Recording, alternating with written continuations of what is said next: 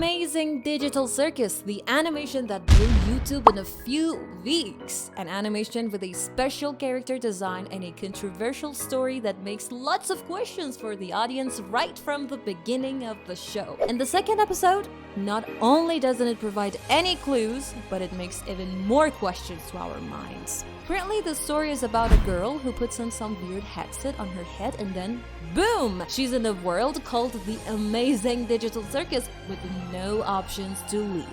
Hi guys, Ella's here and welcome to our channel. In today's video, I'm gonna talk about all the probable theories and the points this animation has. The first theory goes like this. Of course, every one of you probably have the question that who Caine really is and what's his goal anyways. I'm sure Caine being some sort of AI is easy for any of us to guess. You see, like every incomplete system glitches sometimes, which doesn't normally happen to the characters, of course, unless they are abstracted. And we all know that Caine has the access to most of the things in the Digital Circus. But as he said when choosing a name for Pomni, nobody can remember their name once they enter the Digital Circus. One of the few things I don't have control over is your mind. So all I can help you with is coming up with a new one! This proves that Caine is capable of doing lots of stuff and is actually powerful, but does not have absolute power. So who the heck has the absolute power here? Well, we really don't know, but most likely it's the ones who created Caine, or the company that made the whole circus, which was mentioned at the end of the first episode. But why does Caine really exist? And what is his purpose? I mean, every bot follows a certain algorithm, but Caine? What algorithm does he follow? The answer is simple. The creators noticed a bug in the system that leads the characters into absolute abstraction and madness. So they programmed Caine in order to stop the chaos by not letting them go crazy. What we don't know is whether Caine's intentions are positive or not. But the obvious thing is the fact that Caine doesn't want the characters to get out of the Digital Circus world at any cost. And this, my friends, connects us to the next theory. What is the Digital Circus and what it was created for? As the second theory says, we know that the Digital Circus, well, is obviously digital. Considering the computer that was in the labyrinth we saw in the first episode, a company is behind this digital world, and let's say that Caine is just a programmed bot with no absolute power. So most likely, the responsible for making an exit to the circus is not Caine. If this theory is true, the one who forgot to put an exit door in the circus is one of the company's employees. And this bug is a really stupid oversight for the employees who were able to build a smart bot like Caine. Even if this mistake was really made, why are they still using this technology and not destroying it? When Pomni entered the Digital Circus, she said that she put in some weird headset on her head and it wasn't look like she bought it herself or was forced to use it. What's going on? I put on some weird headset and now I'm here. So why would she want to get stuck in a digital world? It's possibly all because of the money she received.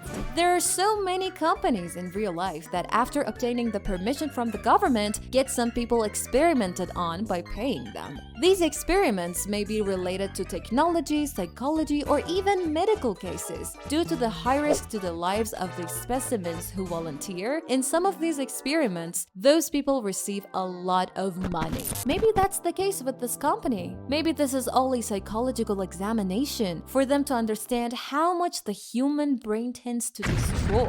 And maybe not, because all these are just theories, you know? And between all these theories, maybe a real exit door exists, who knows? Almost all systems have a secret escape way, so it is very likely that there must be one in this world too. In the first episode, Pomni found her way to Void when she was going through the exit doors, and that was when Caine showed up. Yes, Caine was designed to prevent users from getting glitched, but he doesn't seem to let the characters leave this world at all. So with all of this in mind, there's an exit door hidden in the world of the Digital Circus. But where is possibly better than Void? I mean, a white place full of nothingness. No one expects anything to be there. Maybe there is a hidden door after all. The third theory is about Jax. If you know about this world, you probably know that Jax is one of the most popular characters of the show. But is he really what he shows? Well, let us see what we know about Jax.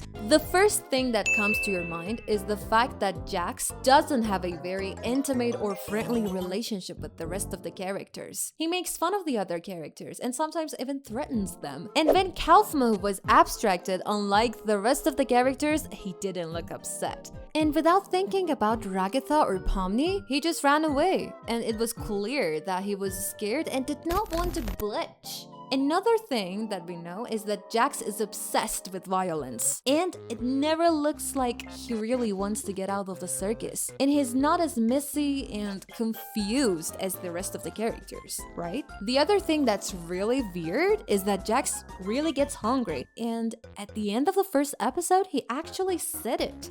You know, I am pretty hungry. To me, it was like he meant it and was really feeling the hunger. He didn't seem to be saying this out of habit. And as Kinger explained, it is not possible for humans to feel hungry in this digital world. And if something's always been in the digital space, and if it was created right there, that thing definitely could get hungry.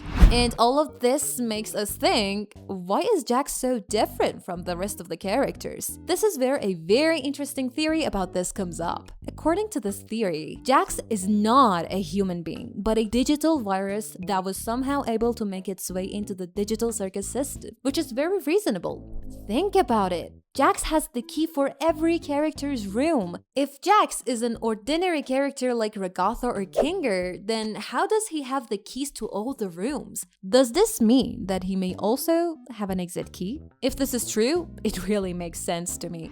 Also, viruses don't want to become glitchy and get destroyed. Instead, they want to stick to their victims. Now, despite all this, does it mean that Jax is going to be a villain? Honestly, we don't exactly know, but if an exit door really exists and Jax has the key, why doesn't he simply help the rest of the characters to get out of the circus? To take this into account, he is probably going to be a villain.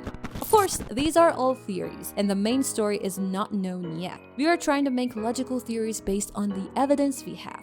And to get to the main answer to all these questions, we have to wait for the next episodes of this interesting animation to be released. Thanks for watching! You got any comments? Feel free to share it with us. Bye!